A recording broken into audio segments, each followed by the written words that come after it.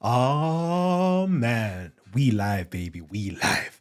We lit, baby. We lit. What's really good, family tree? Let me know that you're up in the building with me by simply hitting the like button straight away. Let's go get into this. So earlier on today, I was watching Jay Smith's new video. No, was it? No, sorry, it was yesterday. Actually, I think it was yesterday. I watched Jay Smith's new video on his Pafanda Films channel called New Research on Muhammad Sources Suggests He Simply Did Not Exist. And I was like, cool, I'm down with you. I'm with you, my guy. Yeah. When you're talking history, when you're bringing out stuff. But for me, as I always say, like, how do I say this politically correct? I wouldn't technically go to apologists to find out what really took place in history. Why? Because I realized that apologists technically will have biases one way or the other. The Muslims scholars will have a bias on one way, and the Christian scholars will have, or Christians who are doing apologetic work, would have a bias on another way. But I'm more interested in history because I'm not dealing with religion. I don't really care what religion you are. You could be a Christian, Muslim, Jew. It don't make no difference to me. I just want to know what actually took place in history. And when I see bombastic claims like this, yeah, I'm like, ooh, there is some nuance to this. There is some nuance to this. So, for example, when we're talking about the Muhammad of the Islamic traditions, you will see that it is very difficult to prove that Muhammad historically is very difficult to do that. But there are other Muhammads that was around. Okay. And let's just start with there because we can do that a bit differently. There is other Muhammads that are around inside of the Arabian Peninsula that is mentioned as being prophets that brought about a world-changing religion to the Arabian Peninsula and conquered it and so forth. So why are we never talking about this stuff? And I know why. Okay. I'm not going to say racism, just like a blurt out of saying, oh, it's racism. Racism plays a part, and it's a subtle form of racism that plays a part inside of academia. Meaning, we seldomly hear about the Africans and the African contribution to all of this stuff that's going on. Okay? I keep saying it time and time again. Muslims, their chronology, their history literally starts with an African king conquering the whole of Arabia. They call it the year of the elephant. Fine. Cool. Yeah. We know about that story. Cool. So the whole history starts with Africans' involvement in the Arabian Peninsula. But then I'm like, okay, Christians, if you know this, why are we not discussing that? Because it's not simply an African, it's an African king. A Christian king that was involved with the conquering of Arabia that's mentioned supposedly, I'm going to put in quotes, supposedly, because I know it's not, but supposedly in the Quran as, in the chapter of the elephant, they made a whole exegesis of it and say it's the year of the elephant and so forth. Cool. All right, cool. So you know that there's a Christian involved with conquering the whole of Arabia, but nobody's going into the African Christian and what did he do? What was going on there? I don't want to call it racism, but let's just simply say that there isn't much of an interest in African Christian history in Arabia. But this is where I come in because I read the sources of Islam and I'm like, even the Muslims don't even hide it. They will tell you that there was an African king who had an apostle or a prophet that went around the whole of Arabia as well. And his name is also Muhammad. So cool. So how do you say that Muhammad did not exist when it's there written in the Surah literature that Muhammad of the African empire, the Abyssinian empire, was there? He existed. He spread a religion. He brought about Christianity to the whole of Arabia. They conquered the whole of Arabia before the Muhammad of Islamic traditions did that.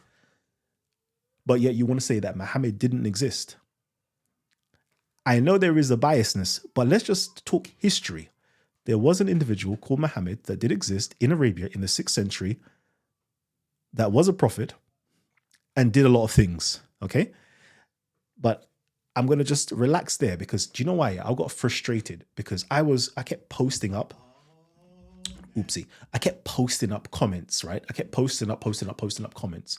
I kept posting up comments and none of my comments in terms of links that I was sharing was coming up. And I was like, no, not links. I made sure I didn't even post links. Like I said, okay, quote, please go and check out Banu Salim, a monograph written by Michael Lecker, page 108, chapter 6, and you'll find the information in there. Like people saying, source your sites, cite your sources. And I'm like, and it keeps on getting deleted. I'm even copying and pasting. I'm like, right, why are we withholding information? And I think that, Jay Smith actually knows this information now. I believe he knows this information now. Why I think he knows this information now is how he phrased certain things. So let me quickly do this, share the YouTube real quickly. Let's do this. This is like, by the way, let me say this, Jay Smith, he's absolutely brilliant. Okay, so don't misconstrue my words, anybody. Jay Smith is absolutely brilliant, and don't misconstrue me when I talk about racism, and I'm not calling him a racist. Okay, don't misconstrue my words because I like Jay Smith. I'm simply talking about in academia, we get taught everything about the Byzantine, the Persians, and so forth. And then other individuals like, the up and coming scholars or scholars, all they talk about is Northern Arabia and Persians and Sassanids. And it just perpetuates that type of narrative, never digging into the African narrative and what did the South Arabian tribes have to say for themselves? What did the Yemeni tribes have to say for themselves during this period of history? Which is very frustrating to me. Okay, cool. Let's play this. Interact. Writing in most of it. And what I'm doing is I'm looking at the book, The Man in the Place. The book being the Quran, the man being Muhammad, in the place being Mecca. And I'm putting them into tabulating them all, everything we have found as of 2025. And we're saying that specifically 2025, because 2026 or 2027, new material will certainly come to light. And we have to keep broadening it and changing the parameters of what we're finding. But as of 2025, we're going to have this book written. We're going to have it out there so all of you can read it. We're going to talk about sources. We're going to talk about and start with Mecca, of course, because Mecca is kind of the foundation of everything that comes after. If Mecca doesn't exist and it wasn't around in 7th century, then it doesn't matter what Muhammad you find. If he's not from Mecca, it's not the Muhammad of Islam. And it doesn't matter what Quran you come across or what Quranic writing you come to. You see, I think that was very crucial. Yeah, because I always said my thing is just to spread this information so that the YouTubers and the scholars start talking about the other Muhammad that was around. So I love this, yeah, because listen carefully what he says. Listen. 2025, we're going to have this book written. We're going to have it out there so all of you can read it. We're going to talk about sources. We're going to talk about and start with Mecca, of course, because Mecca is kind of the foundation of everything that comes after.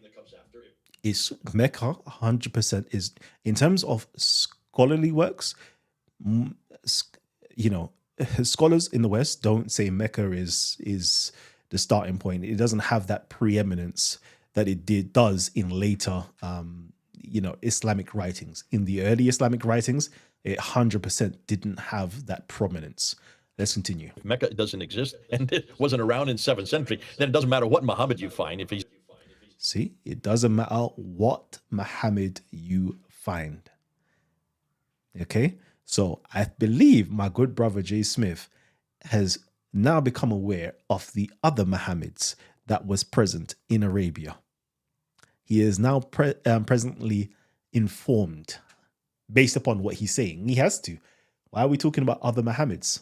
If nobody really talked about other Muhammads. It's not from Mecca, it's not the Muhammad of Islam. And it doesn't matter what Quran you come across or what Quranic writing you come. You see, and I've already told you guys about Abraha's Quran, so now it doesn't matter what Quran you find. Jeez! If it's not from Mecca and was not written with 2 places called Mecca and Medina, if these... Jeez! And if it's not from Mecca, hey, see, you're specifying it now. I love that. I love that. We're not even, well, one didn't even exist. Yathrib did exist, but there's not enough people there to create these amazing theological debates that are happening if there are no Christians and Jews to have these debates with that far south. That Then it far doesn't matter south. what Quran you find. It's not from Mecca or Medina. It's not the Quran of Islam. That far south. This is why, again, like as I said, like scholars of these days, they only want to talk to you about the northern tribes in North Arabia. That far south. Do you know that South Arabia was the like hub of intellectuality in later antiquity? Like 6th century, 7th century, 5th century. What are you talking about? I just want to just put it out there. If none of you, I'm going to give you some books to read. Go read the book of the Himyarites to know what was taking place in the 6th century. Go read that material. Go read, what else is there? The letters, the martyrdom of Erythrea or Harith. Y'all need to start reading and understanding what was going on, the materials that they were producing, the debates that was going on, the churches that were established, the Byzantine churches, the Persian churches that were established, the Abyssinian, the Aksumite churches that were established with their own bishops and so forth. Like, again, sometimes I love what people are doing, but I'm like, nah, come on, man. Like, let's not say that far south there wasn't stuff going on. Again, maybe it's because my interest does lie in the south, because I like to represent the unrepresented voices. But let's not belittle that. It was there in the 7th century. So these are the things we're going to be writing down. We've got to get them in one place so that people can read them. Now, what that means is that we're going to start whole new genres, and we're getting it published, and we'll probably be using Dan Brubaker's publishing house to do so. Dan Brubaker's part of MAPI program as well, along with you, Al-Fadi. You're one of our professors, so is Dan Brubaker. And we're now creating a whole stream of new material that's going to be coming out. We're going to have whole genres of material written just on Mecca, other books written just on Muhammad, and other books written on the Quran, creating 3 different genres of writing that will be coming out as a powerhouse, you might say, for the future, so that everybody can come back and know where to do their research, because there's an awful lot of research to be doing. Now, on top of that, we have quite a few students. Al-Fadi, you have students. You've just taught a course for us, and you had over 30 to 40 students in your class. Okay, I think I'll stop it there for now. I don't know if there's anything more on that. But I thought to myself, like, because I was given in the comment section showing you, like, go, some of you, look, please go and read, okay? I've given you books to go and read. Yeah, there's this book right here that I posted up for people to go and get. And hopefully it'll go down.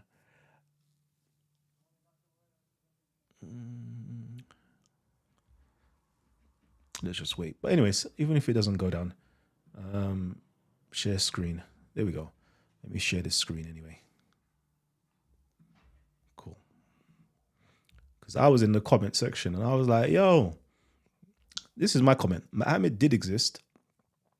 He is multiply attested as a Christian archbishop, apostle, or prophet, but not in the 7th century, rather the 6th century under the king Abraha. Research Muhammad al-Khuza'i, the original Muhammad. Okay, so I posted. Let's see, quickly. All right, you got any books, websites, or videos to support your claim? I posted something, and guess what? I believed it was held. That's me being nice and not saying that it was deleted, but I said it got held. Cool.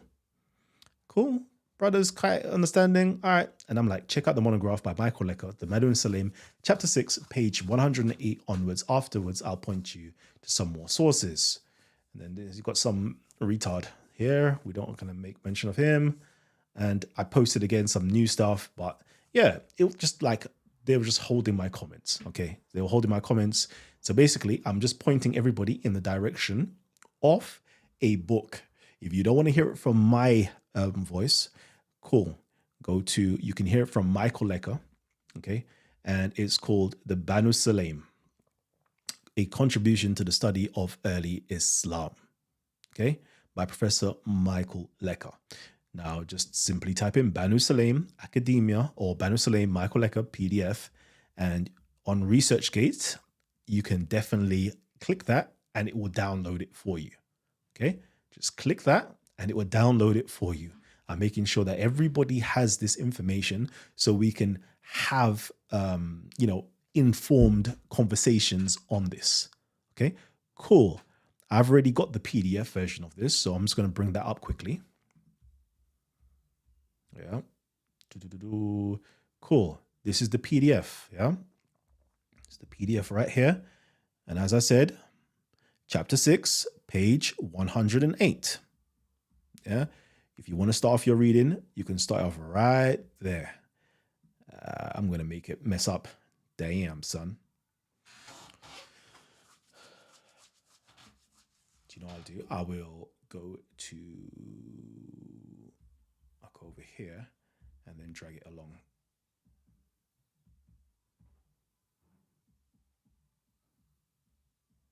Yeah. There you go.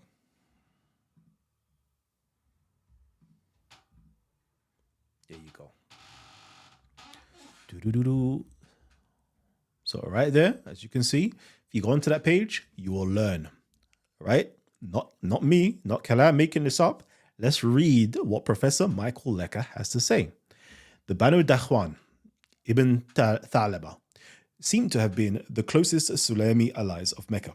But before Islam, and in the early Islamic period, Muhammad ibn Khuza'i was involved in Abraha's expedition against Mecca in the context of Abraha's preparation to destroy the Kaaba. Ibn Ishaq reports there was with Abraha people from the Arabs who had come to him to seek his favor. Among them was Muhammad ibn Khuza'i, etc., with a group from his tribe. With him also his brother Qais ibn Khuza'i. Ibn Ishaq also says that Abraha reportedly crowned Muhammad ibn Khuza'i and appointed him as the commander of a troop or commander of Muda. He ordered them to carry out religious propaganda among the people in order to make them perform the pilgrimage to Al-Qulays, the church he had built. Okay, this is it here. I'm going to continue reading, right? Just so you lot can get some information and you lot can't say, I'm too lazy to go and download the PDF. I'm going to read out everything on here for you up to a certain point. The Munamak, okay, another book, says here, has a variant account. Muhammad and Qais, sons of Khuza'i, were cast off by their tribe and settled in Najran. They then joined Abraha's army. The testicles affairs took place during the expedition of Abraha. The Mudaris who refused to eat testicles also refused to prostrate themselves before the cross. Muhammad ibn Khuza'i was sent with a group on an espionage mission, but God sent a thunderbolt to kill them all. The former report has a different account of Muhammad's death. When he reached the territory of Kinana in order to carry out his missionary propaganda, and news about his mission had reached the people of Tihama, they sent a man from Hudayl to kill him. Muhammad's brother Qais informed Abraha about the murder, and the latter vowed to raid Banu Kinana and destroy the Kaaba. This account indicates that Muhammad had died before the expedition took place. It is not clear which version about the time of his death is correct. In addition, the Mudari's refusal to bow to the cross is at some variance with the statement that Muhammad ibn Khuza'i was a Christian. He was one of those named Muhammad who preceded the Prophet Muhammad. Ibn Sa'ad mentions 5 of whom were Christians. See, everybody who was named Muhammad, 2 of whom, were Christians, yeah? People who were named Muhammad prior to the Islamic one were Christians. Guess what they were? They were also bishops, okay? 2 of whom were Christians, a Tamimi, who was a bishop, and our Muhammad. The record about the latter, Ibn Sa'ad quotes from Ibn Ishaq, Muhammad ibn Khuza'i, from the Banu Dakhwan, was called Muhammad out of desire that he should become a prophet. He came to Abraha in the Yemen and was with him in his religion until he died. When he achieved consideration, the brother Khuza'i boasted, and the owner of the crown, Muhammad, is from us, and his banner is fluttering the most vehement part of the deadly fight. Though some details of his career are disputed, it is clear that Muhammad ibn Khuza'i who participated in the hostile activities of Abraha against Mecca belonged to the Banu Dakhwan, close allies of Mecca. However, different parts of the clan may have been involved. Okay, so cool. We have some cursory information of Muhammad ibn Khuza'i. Let's see, Arabic. Okay, the crown here seems to imply military command. Tabarni states that Muhammad was actually engaged in fighting, not in propaganda. Abraha had crowned him and ordered him to raid the Banu Kinana. Okay, cool. So this is like a nice little opening, okay? A nice little opening to this particular Muhammad, okay, that we're discussing. That was there, who was named Muhammad in hopes of being a prophet, who was a commander, who was crowned by Abraha to spread a Christian propaganda to get them to perform pilgrimage to his own Kaaba. Very interesting stuff. So we see, in pre-Islamic times, a Muhammad actually existed. In pre-Islamic times, a Muhammad actually existed. Interesting. Who was also said to be a prophet, not according to Kalam, but according to what, let's just say, what Michael Lecker has seen in his sources. And to me, I don't know if it's the Pafanda team that's, blocking me from sharing this stuff. So, if I'm blocked one way, I've got a channel I can post it anyway. So it don't make no difference. So that's me giving you lot, guys, an introduction so you lot can actually go ahead and do your research. There is other books. I could bring up Sydney Smith's work. I could bring up other people's works as well. But I just want to start there because at least that way the conversation can actually start. Oh, wow, there was a Muhammad before the Islamic Muhammad. Oh, wow, who was also a prophet. Oh, wow, who also spread a doctrine in Arabia. Oh, wow, who conquered the whole of Arabia. Oh, wow. Yeah. And the quest for the historical Muhammad, unfortunately, it's been sought out in the 7th century. But the reality is it was in the 6th century underneath the Africans, underneath the Abyssinians. That's where you're going to find the real story, the true story of a historical Muhammad. And no, this historical Muhammad doesn't have those funny stories about sleeping with children. No, this Muhammad is not technically a Muslim. Nope. This Muhammad is a Christian. This Muhammad, when you go into other records, you will see that he was a high priest or an archbishop. Okay, that's that Muhammad. And yes, this Muhammad did have certain teachings that may seem to go against what today's Christianity taught and is in line with what the Quran teaches. Yes, and other scholars have come to identify this of Abraha and his religious policies that he spread throughout Arabia. Okay, so hopefully, this is going to be a short video. Hopefully that will tantalize you guys to go ahead and do some more research, okay, and realize Muhammad did exist. Not the Islamic traditional Muhammad, but a Muhammad of African Christianity 100% did exist in Arabia. Family tree, please, can I get you guys to hit the like button? There's a good number of you guys here. Hit up the like button and let me know that you're actually enjoying the show. Right now, I'm going to go through the comments and try to read as many comments as possible. Let's see if I can make this bigger. There we go. 1 second. Ooh. Main screen. Cool. Bear with me for a hot second. Okay. When was the source he's quoting written? Michael Lecker. That's a good question. I'll tell you. 1 second. I know this is not 2024. Where are we? Give me a second. I will pull up the book. It was written in, I believe, 1989. That's when this book was written. 1989. The source materials obviously predate 1989 because he's quoting from Ibn Asaq and the Munamak, which goes back, 767. I can't remember how far this goes back, but yeah, cool. Why can't I scroll up on these comment sections? Okay. Well, the difference is Muhammad and his close family all have graves. Hassan, Hussein, Ali. The other 9 Imams from the Prophet's lineage all have graves. Okay, I hear you. They all have graves. Have you exhumed the grave to make sure that this is who they say it is? They have graves of all different types of prophets in the past, Abraham and all these other individuals. Has anybody verified it? This is when we're dealing with history. What can we actually verify? We know the traditions. We know it's cute, it's sweet, but what can we verify? You know, Abraha definitely existed. The Axumites were constantly beefing the Meccans.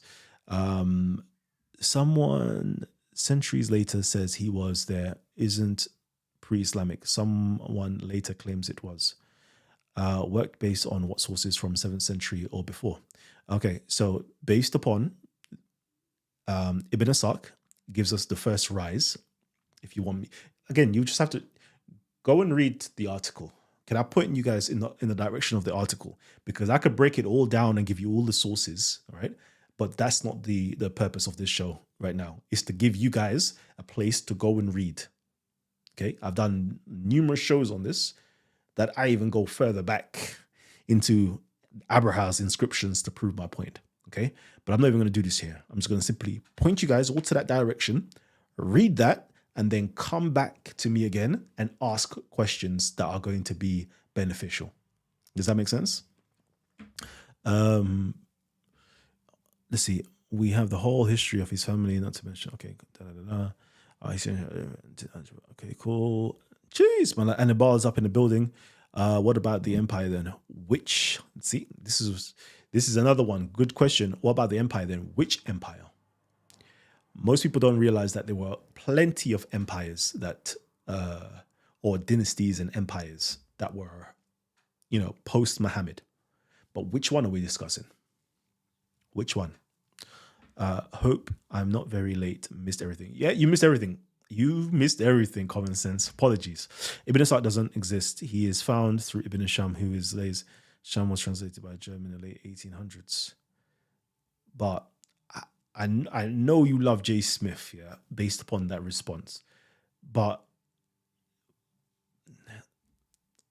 what do you mean that Ibn Asaq did not exist?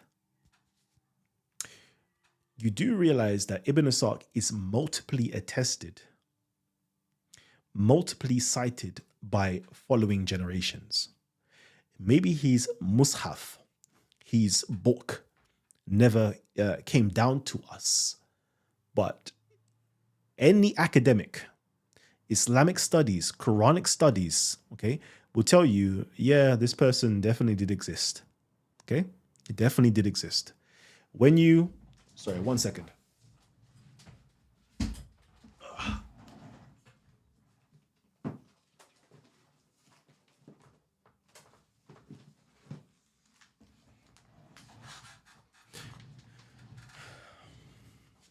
Again, yeah. So I want to say, I love my brother Jay Smith, right?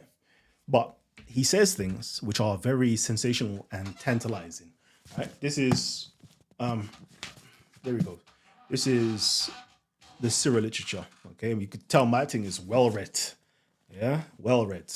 Physical book copies, well read, well detailed in there. What Jay Smith says, okay, is nothing new in terms of the manuscripts and how it's been placed together and created, like formulated for Westerners to learn from. Like we see it, like it says Guillaume, what's his name? Guillaume basically highlights everything that Jay Smith talks about in there. But it's not to say that Ibn Asaq's work is not quoted in other people's works, Tabari's works, Ibn Sa'ad's works, like multiply attested, like from the 9th century, he is attested. Like we know this person exists and we know this stuff is there. Okay. But anyways, I'm not going to go into that. And then Abdul Malik stole the narrative and made it into Islam. Do you know what? I was doing something on this today, actually. You're right. I 100%, I think that Abdul Malik is the founder of Islam. He is the founder of the religion of Islam. And let me make that make more sense, because you're going to be like, no, but Allah is the founder, or Muhammad is the founder. Yeah, cool. But in terms of the narrative that we know today, yeah, he's the founder. I can't lie. I can't lie. He definitely is the founder of this religion that he made. Because prior to him, Islam wasn't in the state that it was until he came. That makes any sense. So yeah. And it's not just the Umayyads. We say, if we're talking about Abdul Malik, he is an Umayyad, right? But he is, see, we have dynasties now. Out of the Umayyads, you have the Marwanid. So he's technically a Marwanid because he's the son of Marwan, right? Then you have the Sufyanids, which is another time in history, which is the children of Abu Sufyan. Okay, so like there's different times and different changes that takes place. That is because even Uthman, technically speaking, he's an Umayyad, but he didn't start the Umayyad dynasty. Right? It's very interesting when you actually like learn and read up. You see that it's very much, it's much more complex than people just simply saying Umayyad. Okay, where is an extant copy of Ibn Ishaq? You are quoting someone from centuries later. What? Of course, as we said, we do not have the primary Musaf of let me speak in English, the manuscript of Ibn Ishaq. Everything that we have of Ibn Ishaq has come through his various different students. If you literally pick open this book, see it's falling apart again. I'm just going to lift it up like this. Yeah, see it's all falling apart, right? You pick it up, right? Everything that you're saying, you could literally find in the introduction on page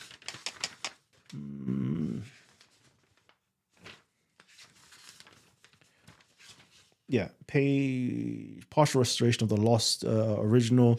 Let's just say page 30 or XXX. Okay, you can pick it up from there, and he goes into the different partial restoration of the lost original. Once the original text of Ibn Ishaq existed in at least 15 ruwayas from Ibrahim ibn Sa'ad, Ziyad ibn Abdullah al-Bakai, Idris Adui. Let me just do the last names: Bukair, Suleiman, Numair, al-Umawi, Hazim, etc., etc., etc. Like it's all there. Like it's all there. You can literally go back and check it yourself. Sometimes, like, stop listening to just YouTube videos and actually pick up a book and do the research yourself as well. Because you realize that certain claims just sound silly. It sounds really, really silly. Like, yeah, we get our version of Ibn Ishaq via the compilation of what Alfred Guillaume. Let me see, what's his name? Sorry. Let me put some respect on the author's name. Yeah, sure, it's Alfred Guillaume. Yeah, it's Alfred Guillaume. Let me not even try to even justify it. But anyways, let me continue. There is no original anything, Greco-Roman, so what? We don't have any way of knowing the entire Ishaq original. What we do have, though, let's just say that is true. What we do have, though, is the various different versions that his students reported.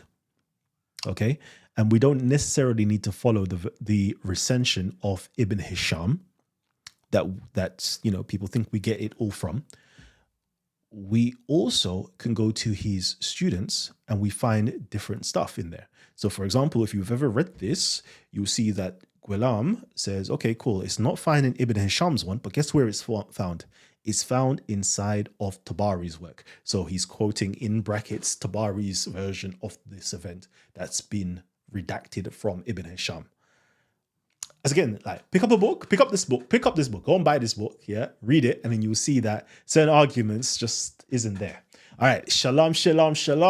What's good? Chains of heresy don't prove any original. When they're made of African origin, like Abraham, you'll have to go, not all of them, but I think if you do go back into it, you'll see that some of them do have Black or African or some form of phenotypical features that would say you are African if you go back into it. Yeah, some of them, not all of them though. Didn't get any notification, but I'm here. What's good, Jabbar Thomas? But the Bible, for instance, on different continents correlate. Tabari is when 9th, 10th century. Cool. So, as I said, yeah, my video specifically was to do kind of like a response to Jay Smith's video, Did Muhammad Exist? And I'm simply saying, like, just dig a bit deeper, because I'm not going against what Jay Smith has to offer, you know. I'm not going against that. When he goes into the book, The Man and the Place, the book, The Man and the Place, and he dismantles, the propaganda, dismantles the standard Islamic narrative, broski, like, I'm with you 100%. I'm 100% with you. But the question is now, where did this stuff really originate from? Like there is all this talk, but, you know, we know that all of this stuff is made, like a lot of this stuff is made up, but is there a historical Muhammad that existed that all of this stuff came from? You know, that's the question. That's the quest that academics, Western academics, are searching for. What is, you know, who was the historical Muhammad? What was the historical context that the Quran was constructed and developed out of? Okay, those are the two quests that academics are pursuing right now in terms of Islamic studies and Quranic studies. I'm simply saying, yes, we've done the whole deconstruction, and we know that a lot of the things that the standard Islamic narrative has to say is not backed up historically. Cool. We know a lot of it is fabricated. Cool. We know a lot of it is embellished. Cool. Now, let's find that kernel, that actual authentic thing that actually did take place. What is it? What was it? Cool. You're saying that there was a Muhammad that existed that done all of these things. Cool. All right. Where do we find that information? We find it in the Sirah Maghazi literature. Cool. So now let's see, is there a Muhammad that existed? All right. Sirah Maghazi literature says, yes, there's a Muhammad existed. He created a whole religion, blah, blah, blah, blah, blah. Cool. But it also says in the peripheral Islamic narratives that there was 5 other Muhammads who existed prior to Islam. Okay. There's 5 other Muhammads. So Muhammad isn't the first Muhammad. Okay, cool. Say less. And the ones that we do know about in terms of information, we know that they were Christians. Oh, so that helps us to now identify the Muhammad of Islam now. So we know that the name Muhammad was used specifically for Christians. Okay. Specifically for Christians who were said or wanted to or will become prophets. Okay, cool. And these individuals, at least we have one of them, is said to be a bishop. The other one is a bishop also. But, so the title or the name Muhammad is used for Christian bishops in history. Okay, cool. Imagine that. So we know that. Okay, we know that because Muslims, in terms of like the concept of embarrassment and similarity and so forth, historical stuff that we do, we'll say, okay, Muslims technically wouldn't make this information up, because why would you now need to make up? Because you want him to be the first and everything else. So clearly there was narratives of other Muhammads going about Arabia. All right, cool. So we know that there is other narratives of other Muhammads, but none of these individuals, in terms of who are trying to bring you historical stuff, has now researched those other Muhammads that existed. That is part of history, because it goes against the concept of dissimilarity. Okay, cool. I'm telling you there is, and I'm showing you literally in this book here, the very first Sirah Maghazi literature, okay, that was ever written and disseminated publicly, talks about another Muhammad. Cool. And this other Muhammad, who's a prophet, follows the same narrative as the Muhammad of Islam. What do I mean by that? They both were cast out from their tribe. Hold on, I've got the whole list. Let me do the list. I love my comparison list. Let me do this. There we go.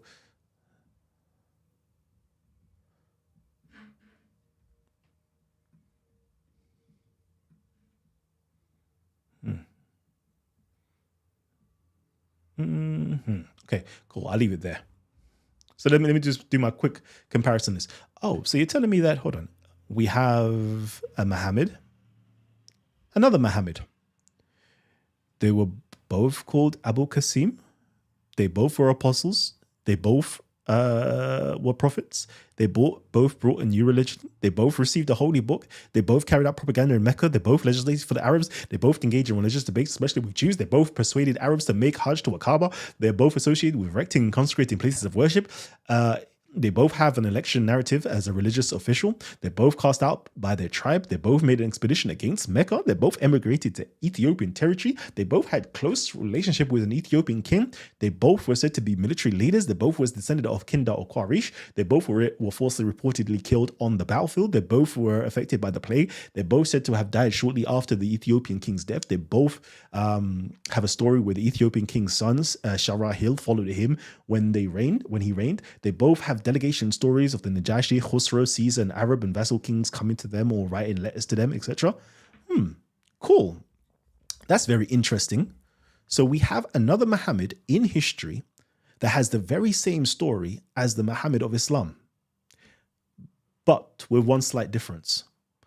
One is historically verifiable, and the other one, i.e. the Muhammad of Islamic traditions, the standard Islamic narrative that J. Smith goes against, cannot be verified. But yet nobody's talking about the one that's actually verifiable in history. As I say, it's either I'm way smarter than everybody else, which I am. Don't ever get that twisted. Everybody has that rebuttal. Oh, Kalam, so you're telling me that you're smarter than all of the Muslim scholars? And my answer always is, evidently. Because I try to be humble. I don't like to say yes straight away. I'm just saying evidently. If what my research is showing you, clearly I'm smarter than the Muslim scholars. Clearly I'm smarter than your Christian apologetic scholars. Clearly I'm in line or in tandem with the academic scholars at times. I'm not going to say I'm past them. I won't do that. But, why is nobody else bringing up these parallels? I don't want to say it's racism. I don't want to say that they don't want to talk about an African empire who were Christians, who conquered the whole of Arabia, who brought a new form of religion of Christianity to the whole of Arabia, which is verifiable via monuments. I'm not going to say it's racism, but why are they not talking about it? Why they keep belittling the South, and why they're always telling you about the northern Byzantine peoples and the Persian people, but never talking about the actual Abyssinians that were there, the Abyssinians that built the Kaaba. Like, why are we not discussing that? Why are we not discussing that the Kaaba was built by Abyssinians? That had Christian iconography inside of it. Why are we not talking about their clear records that, the Muslims say, yes, it was given, the materials was given over by the king and blah, blah, blah to build the Abyssinian churches, but they utilize it to build the Kaaba. So you're telling me the materials that were sent were there to build Abyssinian churches and they built the Kaaba instead? No, just say the Kaaba was an Abyssinian church and the king sent over materials to build the Abyssinian church. Just makes sense. Anyways, racism's still alive, but they're just concealing it. All right, let me quickly read the last comments before I do head off. Are the Umayyads a continuity of Abraha's kingdom?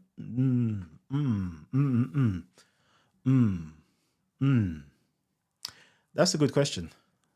Is that a continuation?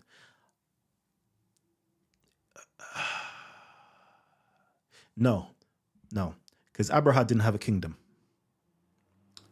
Abraha had an empire. So could they be a part of that Abyssinian empire? It's possible. It's probable. It's plausible.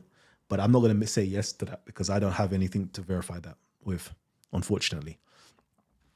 Let's see. Facts over personality. What's good? Invite Sig on your show for a talk. Yeah, I love that brother Sig. I've already spoken to Sig. I already told him I need him to come in and do some stuff. But anyways, family tree. I love you guys. If there's anything else, let me know in the comment section that you want me to respond to, because otherwise I'm going to be keeping it moving. So I'm going to stay here for like one more minute to read the comments. Just let me know what you guys are saying. But this was just a quick show because I just saw that and I was a bit frustrated that none of my comments were being shown.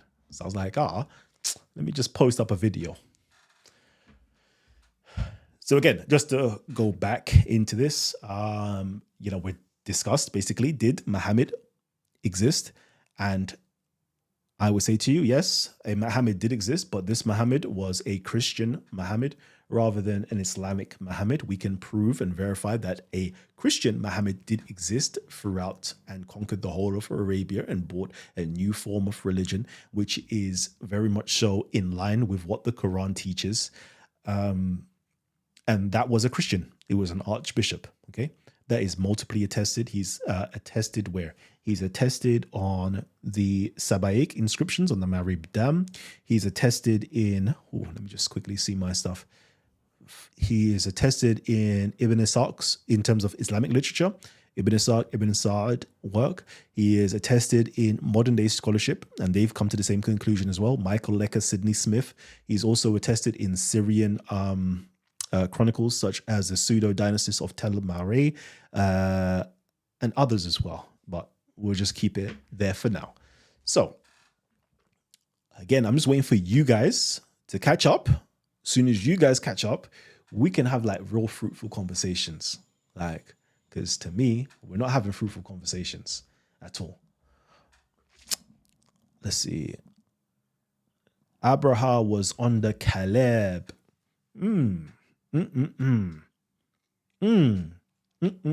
Yeah, he was. And then at a certain point, no, he wasn't. Yeah, he was, but at a certain point, he wasn't. He did his own thing. He literally started to do his own thing. And depending on which histories you will find, depending on who's given the accounts, they will then post them up as brothers and they were in alignment with one another.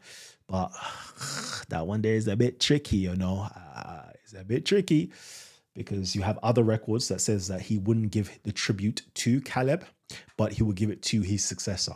So it's a bit tricky still. So that one there, we'll have to go into the histories to really figure it out. Love from the US, Watermelon, cool. Jeez, love your scholarship crashing out for us. Salute. And you know what, yeah? It's my Christians, it's my Christians. I want you lot to crash out. Do you know why I want you lot to crash out? It's because, let's do it like this. Let me, can I inflame? Sorry, Muslims, like close your ears for now. Just like close your ears, Muslims, okay? Like there is an Islamic term called ghera. And it's like your honor. You have like a jealousy. It's like a jealousy and zeal for your own. Okay. Like your honor. So what does that mean? Like, for example, a man will have a ghera for his woman.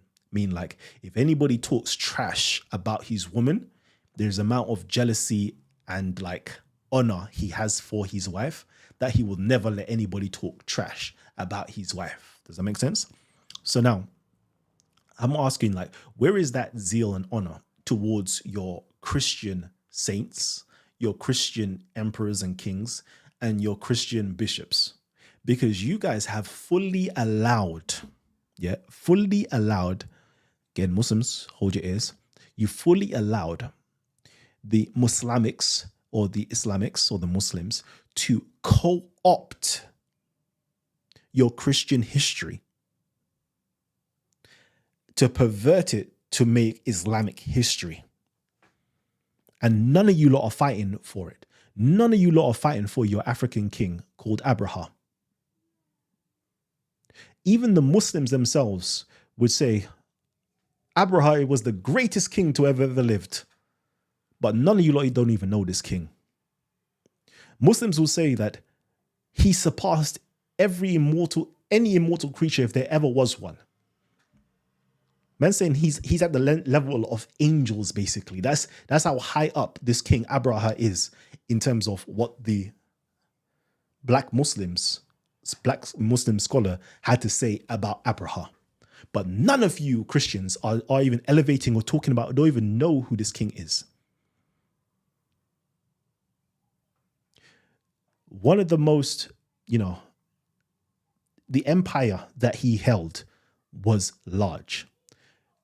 What's it called? Is it Michael?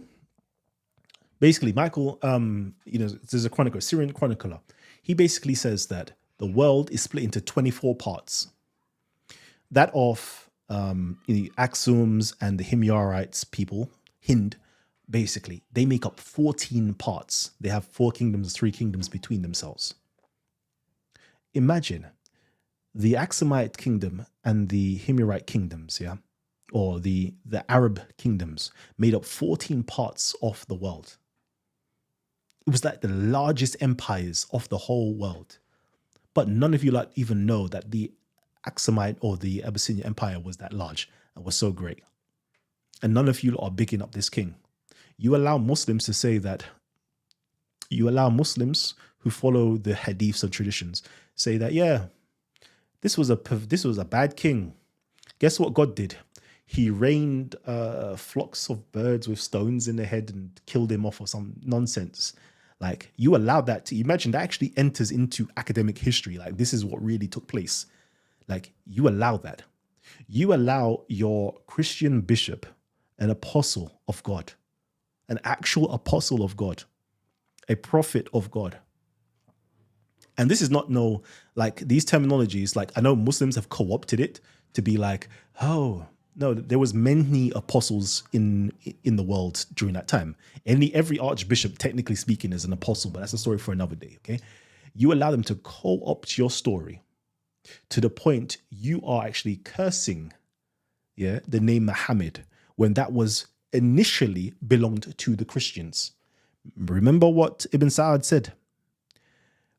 Out of the pre-Islamic Muhammads, the name was basically a Christian name for high-ranking Christians, i.e. bishops or those who are being crowned somehow by a king. Cool. So you allow it. I don't understand. And then you even allow yourself to even curse the Quran. And when you go back and you read the Quran, again, I'm like, you do realize this is just Christian literature. If you didn't know about Islam and you read it, all the stories I was talking about, the sleepers of Ephesus, this story only took place in the 6th century. It was only created in the 6th century. And guess what? Guess where our Muhammad reside in the 6th century? The story of Alexander the Great. These are all 6th century works. Guess what?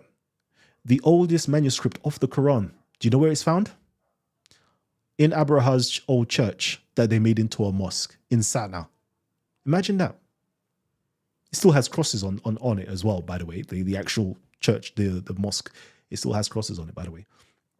That's where it's found. And guess what? It even predates the Islamic Quran. If you look at the dating, it goes back, I think, is like 558 or 568 or something along those lines. So that's prior to the time. That's like Muhammad hasn't even been born yet, or is entering into his infancies and so forth, right?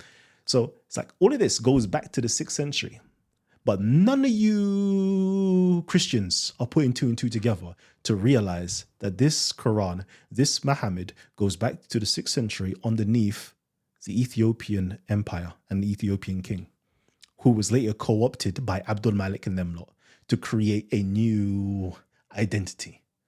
Y'all don't have no respect or no honor of your own prophets.